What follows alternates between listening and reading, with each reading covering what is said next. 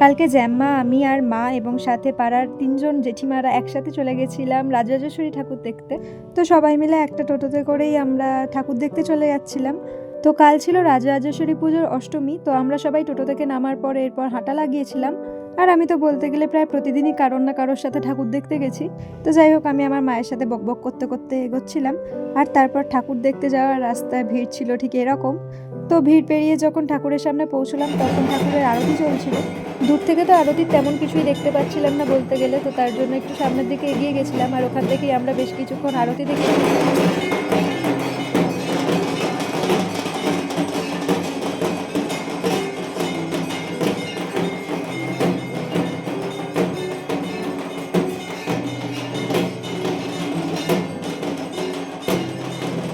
তো যাই হোক, আরতি দেখার পর আমরা মেলা দেখতে গেছিলাম আর জ্যাম্মা প্রথমেই আচারের দোকানে দাঁড়িয়ে পড়েছিল।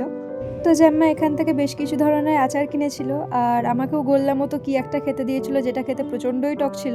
তো আচার কেনার পর এরপর আমরা পুরো মেলা দেখতে যাচ্ছিলাম। 200 টাকা আছে, 200 টাকা যা খাবি খাবি। হ্যাঁ তুমি 2 টাকা নিয়ে এসেছো, এটা আমার বিশ্বাস করতে হবে? হ্যাঁ সিরিয়াসলি। তো যাই হোক, মেলাতেও তো প্রচুর ভিড় ছিল আর এই ভিড় ঠেলেই আমরা একটু আধটু মেলা দেখছিলাম। আর এই ভিড়ের মাঝেও আমি 2-1টা সাজের জিনিস কিনে নিয়েছিলাম।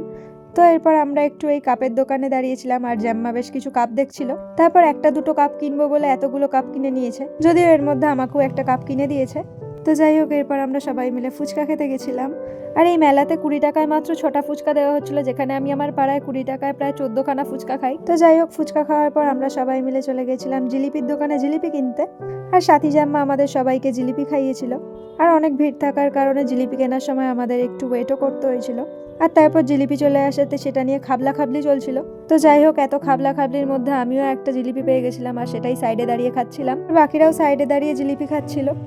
জিলিপি খাওয়ার শেষে আমরা বাড়ি ফেরার পথে দাঁড়িয়ে পড়েছিলাম বাদাম কিনতে। আর এদের তো বাদাম প্রচুর ফেভারিট, তাই জন্য এদের বাদাম বাদ দিলে চলতোই না আর কি। সাথে এরা বেশ কিছু পাঁপড়ও কিনে নিয়েছিল।